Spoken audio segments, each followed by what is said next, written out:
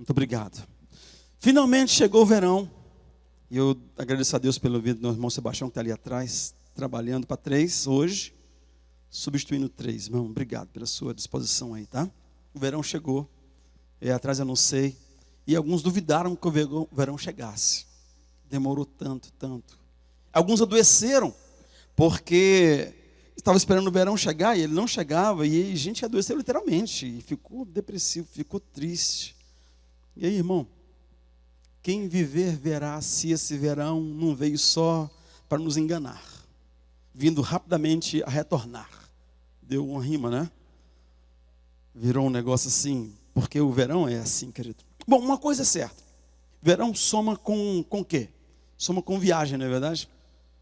Soma com viagem. Por isso que o povo sumiu esse final de semana. Verão, um fim de semana prolongado, soma com viagem. E aí, sonha com viagem, eu lembro de algumas coisas. Quem conhece uma cidade chamada Capitólio?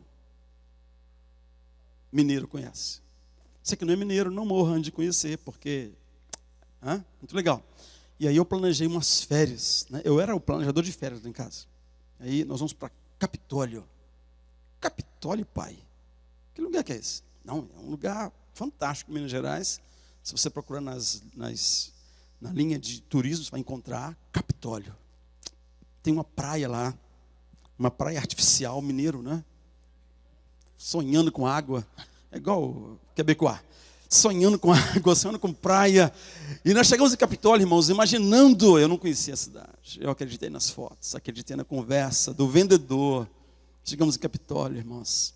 Graças a Deus era só 2 dias ali, porque a praia, você pisava na praia e se afundava no barro da tal praia na cidade. E foi um negócio. Até hoje, eles falou de viagem, eles diziam, pai, Capitólio. Por causa de Capitólio, um dia eu falei, nesse fim de ano, nessas férias, nós vamos para Penha. Se Capitólio era um nomezinho que nos trouxe aquela frustração, imagina Penha, nós vamos passar as férias em Penha. Penha, pai, não tinha um outro lugar, um nomezinho, Penha. Eles eram adolescentes, e dessa vez eu fui à forra, eu fiquei 1 mês dizendo, gente, a gente faz o que pode, não é Penha. Só nos últimos 3 dias que eu falei Penha, onde tem Beto Carreiro. Aí os meninos pularam e fizeram graça, porque era um lugar que eles queriam muito ir. Beto Carreiro. Bom, às vezes saímos com o destino certo, com o destino incerto, parava em Capitólio, imagina que coisa. É legal, tá? Podem ir, que vale a pena. Mas nós não fomos bem-aventurados naquele fim de semana. Mas é sempre uma aventura, sempre era uma aventura, porque o carro nunca era zero. Sabe aquele carro assim, 10 anos de uso, para você andar 1.500 quilômetros? Maravilha. Precisa de mais fé, você tem mais experiência com Deus. É um negócio muito legal. Mas eu fico pensando, na viagem do filho pródigo. O filho pródigo deve ter esperado o verão para sair de viagem, para sair de férias, né? Porque essa estação, irmãos, traz a fantasia de que os problemas terminaram. Por quê? O verão chegou. Porque o sol apareceu e ele só vai morrer às 9h30, 10 horas da noite. E me preocupa muito quem ora para fora de si, como Livinha ministrou, e imagina que porque o verão chegou, os problemas acabaram, o inverno acabou. Tem inverno que não acaba, apesar do verão, sabe? Muitos que viajam no verão, nunca mais voltam para ver o rosto do Pai. Nunca mais voltam para casa.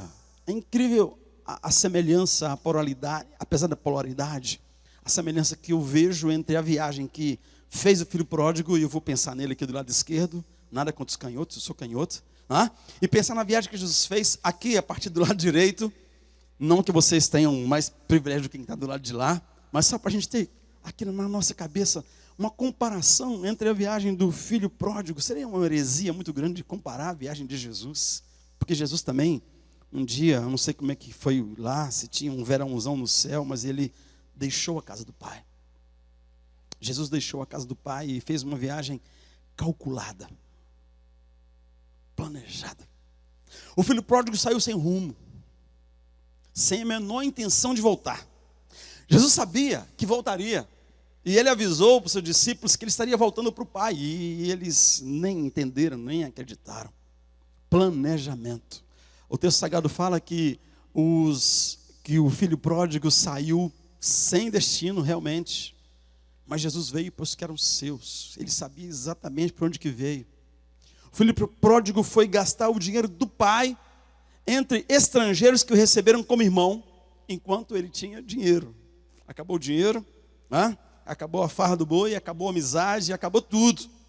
Mas Jesus, ele veio para os que eram seus, os seus não o receberam, diz o texto sagrado.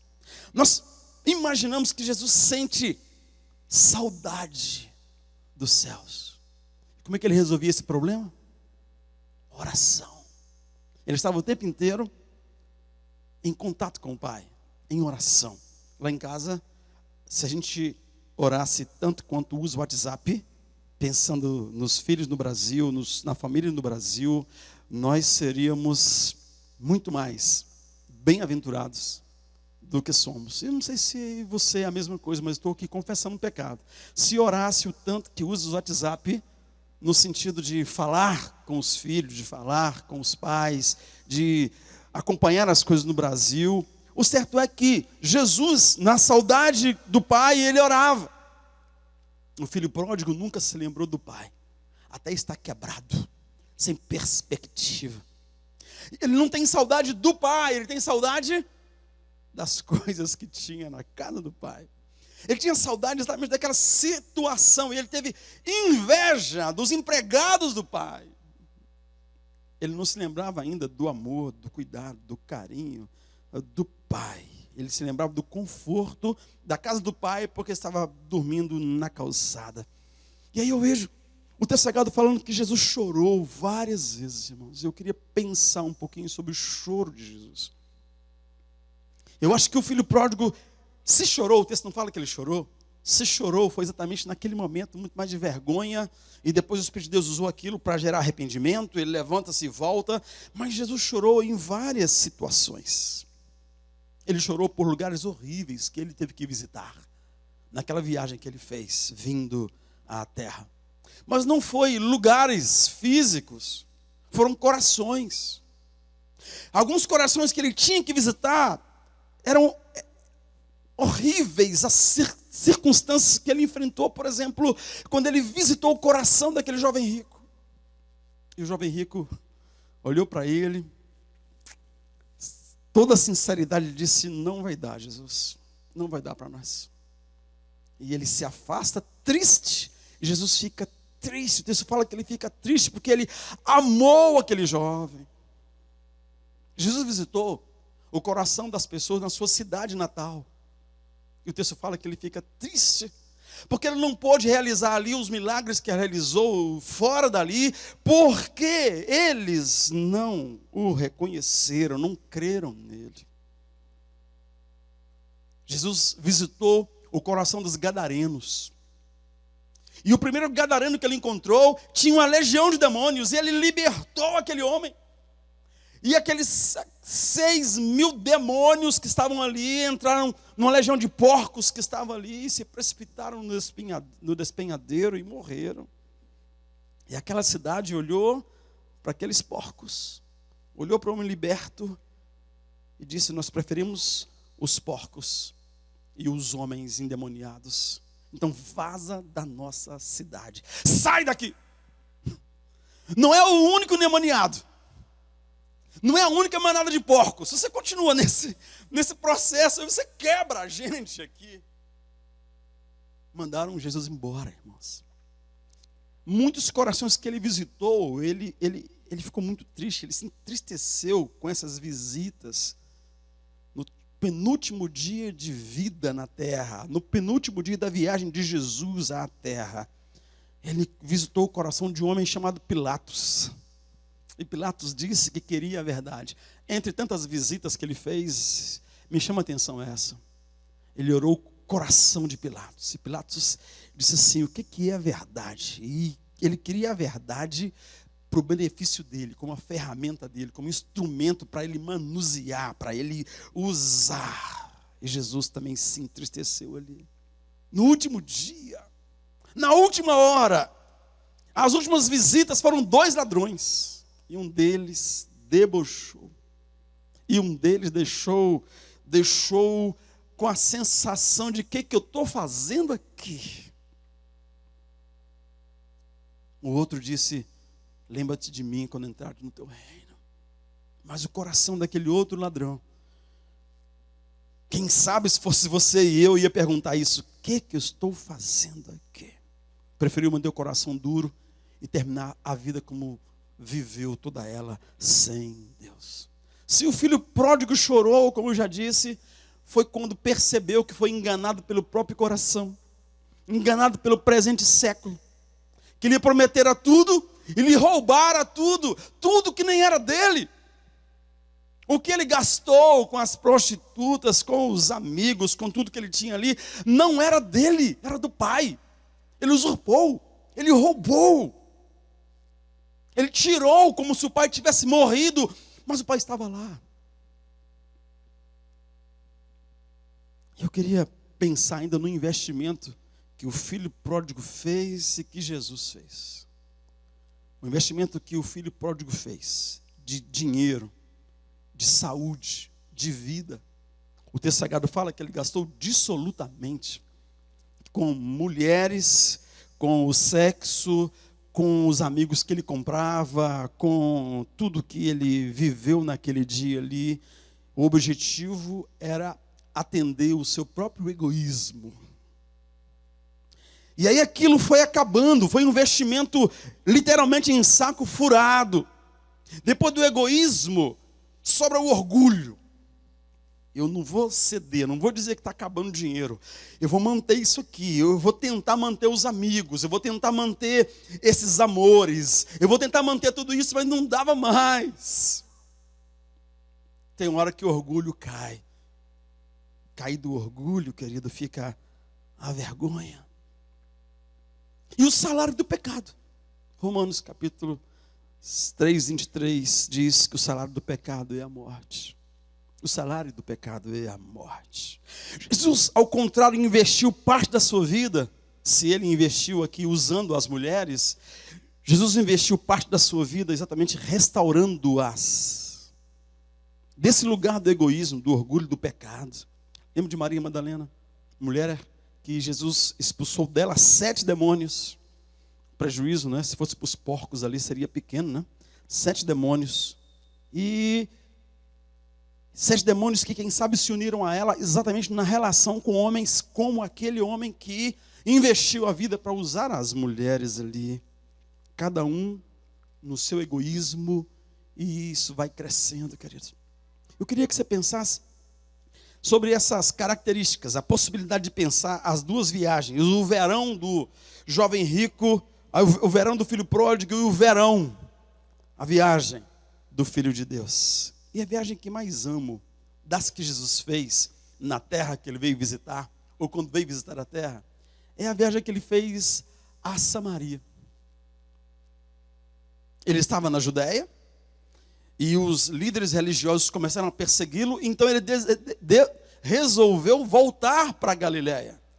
E voltar para a Galileia tem um caminho que é muito fácil, tem um caminho que é aberto, tem um caminho que é tranquilo, mas ele decidiu passar por Samaria. Na realidade, o caminho para Samaria é mais curto. Mas como é Samaria, como é o lugar dos samaritanos, como os samaritanos não eram muito bem amados pelos judeus, como os samaritanos não eram um povo que eles gostavam de se relacionar, então Jesus os judeus passavam por um outro lado para chegar na Galileia, entre a Galileia e Jerusalém, mas Jesus decide passar por aqui para encontrar a samaritana.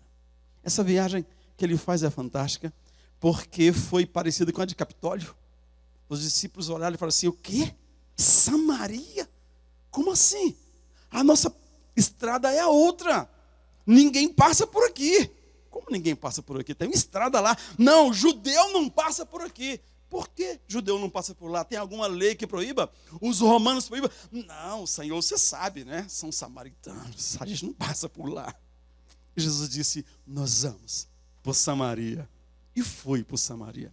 E chegando lá, você conhece a história, num determinado lugar, Jesus os mandou à cidade comprar comida, e ele ficou ali. ao meio-dia. Quem chegou? Uma mulher, fora de hora, fora de contexto, para buscar água. Ela estava exatamente na beira, ele estava na beira de um poço, e como nós gostamos de viajar para onde há água no verão, Jesus viaja e para no lugar onde havia água. Parecia, de novo, o Quebec, né? Água, quando lá em Minas a gente viajava para a praia, viajava para o mar, e a gente viaja para as praias e para as águas muito lindas, muito abençoadas, né? Que tem no Quebec, mas não é aquela fantasia que a gente tinha de praia lá no Brasil. E ele chega na beira de uma água, na beira de um poço. E um poço é água também, mas extremamente limitado, irmãos. Um poço é água, sim, mas é uma água que para ter contato com ela demanda uma corda, um balde, trabalho, e é de balde em balde que você traz a água para cá. E aquele era um poço histórico, abençoado, abençoador. Era o poço cavado pelo pai Jacó. Era um poço que tinha uma história milenar. Era um povo que contava a história do povo de Israel. Os judeus que passavam por aqui morriam de inveja daquele povo, porque eles herdaram o poço de Jacó. Força de expressão, morreu de inveja, mas ainda hoje tem. Você vai à Terra Santa para visitar Jericó, para visitar Belém, você passa exatamente para dentro do território que não é mais judeu. Você passa por uma fronteira, você passa por situação complicada. Belém é difícil de chegar, de vez em quando você está atravessando e entram os guardas com umas armas enormes, caçando judeu, vigiando você. Não é fácil visitar Belém hoje, não é fácil visitar Jericó hoje, porque não pertence aos judeus e é um negócio ali difícil. Nessa época o poço de Jacó já tinha essa característica. Mas aquele poço tão abençoador, histórico, cheio de vida, uma água tão boa, era limitado, irmãos. Se aquele poço não apontasse para a fonte de água viva, se aquele poço perdesse a oportunidade naquele dia, aquele poço poderia ter sido tampado no primeiro dia, porque não faria sentido ter sido mantido durante tanto tempo. Mas Jesus chega ali, conversa com aquela mulher, e aquela mulher que tem uma história toda atravessada, ela vem buscar água no lugar certo, mas na hora errada, e tem várias possibilidades disso. Uma delas é para vir sozinha, outra é porque se sentia discriminada pelas outras mulheres da cidade. Tem várias histórias, a história que ela conta de si mesma justifica essa linha de raciocínio, mas aquele poço cumpriu o seu propósito. Aponta para Jesus, a fonte de águas vivas. E ele diz para ela: quem beber da água que eu lhe der, jamais terá sede. E ela pergunta: Senhor, como é que você vai tirar a água? Você não tem corda, você não tem um balde, você não tem, você não parece que é daqui, você não conhece a maneira de trabalhar com esse poço. Como é que você vai dizer isso? Ele vai conversando com ela e mostra para ela que ele é o Cristo, o Filho de Deus vivo. Ela o adora. Ela se levanta, ela entra na cidade, vai dizer para as pessoas o que lhe aconteceu, porque ela não conhece uma religião nova, ela conhece uma pessoa que mudou a vida dela. Isso é um erro fatal que nós temos hoje. Nós estamos muitas vezes trocando de religião, trocando daquilo que eu sei, daquilo que me ensinaram para outra coisa nova. Eu estou trocando de maneira de fazer a minha religião, e isso não é isso que Deus tem para nós. Ele tem um relacionamento profundo com o Espírito Santo que transforma nossas vidas. Ele quer morar em você, morar em mim, e transformar você, transformar a sua vida, à imagem, à semelhança do Senhor, a partir dessa água que Ele te dá para beber, que literalmente transforma você. Os discípulos eram como você e eu, esperavam o verão para que algumas coisas interessantes acontecessem. Jesus, não. Em qualquer época, ele viajava para fazer o que ele mais gostava, o prazer da vida dele, abençoar pessoas. Então ele faz essa viagem, e ali a mulher sai para a cidade, os discípulos chegam da cidade, talvez tenham se cruzado no caminho, passaram por uma mulher maluca, correndo, entrando na cidade, e eles encontram Jesus. com uma satisfação, com um rosto de alegria, de paz, tão profundos que eles talvez nem tivessem visto ainda. E eles chegam correndo, eles vêm apressados, porque durou horas entrar na cidade e voltar com comida. Jesus deve estar lá morrendo de fome, deve estar com raiva da gente, porque a gente demorou. Mas não, ele os encontra realmente com uma expressão de satisfação. E aí, ele diz para os discípulos: a minha comida é fazer a vontade daquele que me enviou e concluir a sua obra. Ele estava ali fazendo a vontade de Deus, ele estava ali cumprindo um item da sua viagem. O seu verão estava se completando, porque ele veio para abençoar, para libertar, para transformar, e aquela mulher fora transformada. E aquela mulher confessa seus pecados, coloca a sua verdade, entende, reconhece que ele é o Cristo, o Filho do Deus vivo. E a gente que precisa esperar o verão para fazer coisa legal, Jesus disse para eles assim: vocês estão esperando o verão? Vocês acham que falta ainda alguns meses para a colheita? Eu, porém, vos afirmo: erguei os olhos e vejo os campos estão brancos para a ceifa. Eu não sei o que você vai fazer nessa época da sua vida, nesse verão. Eu não sei que época é essa para você, mas Jesus está dizendo que, como filho de Deus, é tempo de abençoar pessoas. Fazer a vontade do meu Pai é a comida que eu gosto de comer. Então, quando eles voltam com a comida, eu encontro tão satisfeitos, porque obediência gera satisfação na alma. Eu queria que você repetisse essa frase comigo. Obediência gera satisfação na alma. Mais uma vez. Obediência gera satisfação na alma. Jesus faz uma coisa ali, queridos, que a gente precisa de aprender. Não são lugares, não são coisas que vão gerar satisfação para você. Se você pegar esse verão e rodar o mundo, é perigoso terminar tão insatisfeito, no mínimo com menos dinheiro vai ser, né? Como o filho pródigo fez a viagem dele. Mas Jesus faz uma viagem que gera essa satisfação, porque não são lugares, não são coisas, são pessoas. E Jesus fez ali, na relação com aquela mulher, uma quebra de paradigma e nos ensina alguma coisa que nós temos que lembrar todo dia, irmãos. Todo dia. Não é a aparência, não são os problemas, a situação social ou financeira que a pessoa está vivendo que define quem a pessoa é. Não é a reputação da pessoa, porque você sabe dos fatos sobre aquela pessoa, você ouviu falar e quem falou deu uma acrescentadazinha, deu a própria interpretação dos fatos, e você então constrói a partir dos fatos a sua história. Você constrói na sua cabeça aqui, você tem a versão da mulher samaritana, e por causa da sua versão, você tem aversão, porque afinal de contas, você, judeu, homem, fariseu, puro, e você tem contato agora com um samaritano do sexo feminino, impuro por natureza, por nascimento. Eu tenho aversão a esse tipo de gente, só de saber que existe. Era assim que os judeus sentiam, e é assim que nós sentimos muitas vezes, em relação a algumas coisas que contradizem, que contrariam nossa cultura, nosso pensamento, nossa religiosidade, e assim vai, queridos. Nós discriminamos o outro e discriminamos a nós mesmos. Como assim discriminamos a nós mesmos? A mulher samaritana aceitava o fato de, por ser mulher, Jesus não falaria com ela. Por ser samaritana, Jesus não dirigiria a ela.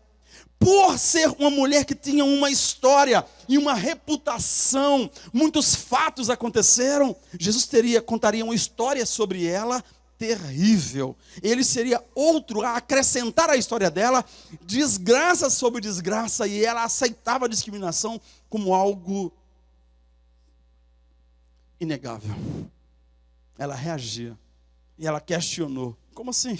Não é assim que acontece? Você não leu o script? Eu sou a mulher, eu sou a samaritana, eu sou a mulher de reputação duvidosa, você é o cara que me discrimina. Presta atenção, leia disse: não, não, diga a verdade, confessa a verdade, entrega para Deus, Ele muda a sua história. Se beber da água que eu te der, jamais terá sede de novo. E aquela mulher saiu dali tão transformada, irmãos, que todos os homens e mulheres, vizinhas, todo mundo na rua, na vida, que a discriminava, que ela tinha aversão contrária, acabou. Aquela mulher saiu evangelizando, abençoando, anunciando que ela encontrara o Messias. Louvado seja o nome do Senhor Jesus. Eu vi um vídeo hoje, o vídeo da Unicef, uma criancinha, 6 anos, lindinha, enfeitada de lindinha. E aquela criança lindinha, enfeitada de lindinha, foi colocada em Atlanta, numa via pública, uma roupa fina, maravilhosa, sozinha aquela criança. Quantas pessoas pararam? Ei, filhinha, o que você está fazendo aqui? Cadê a mamãe? Onde é que você mora? Você tem um número de telefone? Eu ligo para você.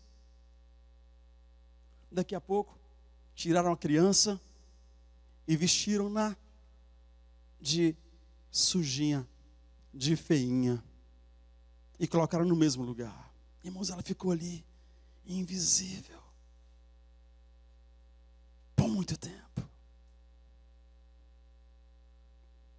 Pegaram aquela criança e fizeram a mesma coisa dentro do restaurante. Ela entra no restaurante, toda lindinha, toda fantasiada de bonitinha, toda cheirosa. Deram comida a ela, carregaram, foram lá, anunciaram a criança. A mesma criança, irmãos, sujinha, a mesma criança com roupinha pouco agradável aos olhos, no mesmo restaurante. Ela foi empurrada, guardaram as bolsas, mandaram-na embora, chamaram a direção do restaurante para tirar. Aí a criança começou a chorar, ela não deu conta do projeto, do processo. Chama-se discriminação.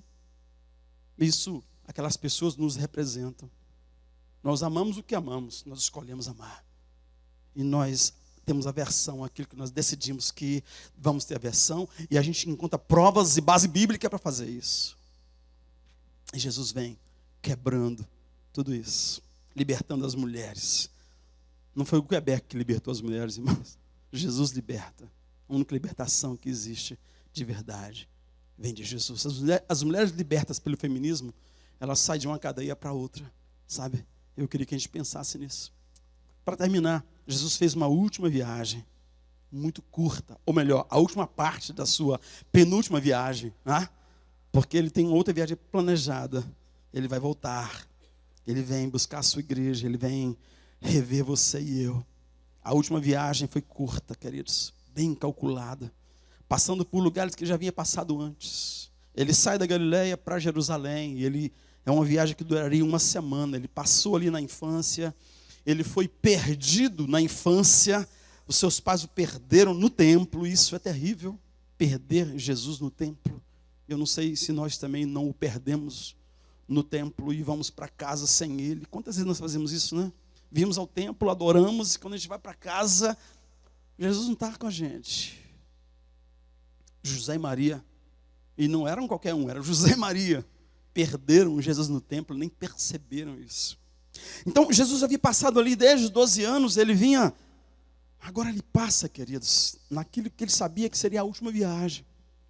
Ele vai a Jerusalém morrer por nós, sofrer o pior inverno da sua vida. E aquele inverno interno foi literalmente um inferno. Chorar gota de sangue, suar gota de sangue. Seria uma viagem terrível, porque ele sofreria o peso de carregar os nossos pecados, o preço de carregar o peso dos nossos pecados.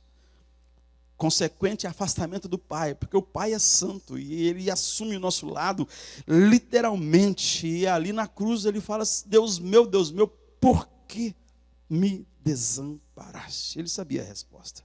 Por sua causa, por minha causa, por nossos pecados. Por que ele fez isso, queridos? Por quê? Porque aquele choro na despedida, porque ele não queria que faltasse verão para você. Ele assumiu o inverno, o inferno, para que você tivesse verão e soubesse viver o inverno. As circunstâncias que nós cantamos, que vamos adorar o Senhor apesar dela. E mais do que isso, para que pudéssemos vê-lo face a face, um dia, todos os olhos o verão, mas alguns vão se envergonhar disso. Nós poderemos vê-lo face a face e sermos abençoados. O trocadilho, o verão. Quantos o verão? O verão está aí. Mas quantos verão o Senhor? O primeiro caso, o verão enquanto a estação do ano, é um verbo, né? O verão chegou, o verão é um verbo. No segundo caso, é uma consequência de nossas escolhas. Ver a Jesus é uma consequência de nossas escolhas. Voltar para casa depende de arrependimento. Lembra do filho pródigo? O choro dele, o arrependimento para voltar para casa. Para nós não é diferente. Voltar para casa é uma escolha, irmãos. E a escolha, o arrependimento, é de sermos quem somos. A discriminação que o vídeo mostrou nos representa. Representava os discípulos, representava os judeus, representa a humanidade aí, a maneira como vivemos. Na realidade, nós temos que arrepender porque nos revoltamos contra o nosso pai. O filho pródigo nos representa. Nós somos filhos que desprezam o pai, que trai a confiança do pai. Nos submetemos ao domínio do pecado. Nos arrependemos, sim, pelos pecados do meio do caminho. Pelas crianças que nós nem vimos, e alguns de nós vimos e abusamos delas. Nós precisamos nos arrepender, sim, desses pecados no meio do caminho, mas o grande arrependimento da condição de pecado na qual nos colocamos diante de Deus. Depois, receber Jesus. Entender que a sua viagem é a viagem que nos representa, que nos substitui, porque ele foi até a morte, morte de cruz. O castigo que nos traz a paz estava sobre ele, pelas suas pisaduras fomos sarados. Nós saímos numa viagem sem GPS e nos perdemos. Ele vem em encalço e nos encontra, nos leva de volta. Depois, aceitar o que ele nos enviou. Ele nos enviou o Espírito Santo para nos abençoar. Em sua viagem à terra, irmãos, ele enfrentou esses invernos e verões. Ele fala com Tiago, ou ele fala com Tomé, exatamente alguma coisa sobre isso, que muitos o viram, mas não o verão. Muitos que não o viram, o verão. Porque ele disse a Tomé, porque me viste, Tomé, creste. Bem-aventurados os que não viram e creram.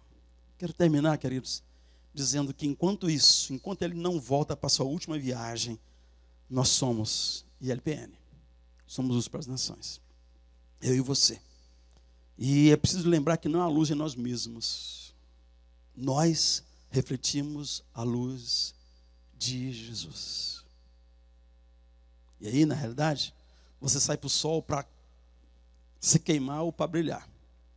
E eu volto a perguntar, o que você vai fazer do seu verão? Vai se queimar por aí? Ou vai brilhar por aí? Como é que é o brilho? Se eu tivesse aqui um espelho, para mostrar para você aquela coisa que a criança sabe fazer tão bem, né? Gosta de brincar. Eu ia desligar as luzes e pegar o espelho e mostrar para vocês como é que funciona. É a mesma dinâmica da lua. Ela sabe que não tem luz em si mesma, mas ela ilumina as noites, porque ela recebe a luz do sol, do verdadeiro sol, e reflete. Assim é você. Você é luz para as nações. Nesse verão, escolha brilhar e não se queimar. Se tiver a ocasião de se bronzear, faça-o. Mas não saia. Não use a sua vida para se queimar. Use a sua vida para brilhar em nome de Jesus. Vamos orar.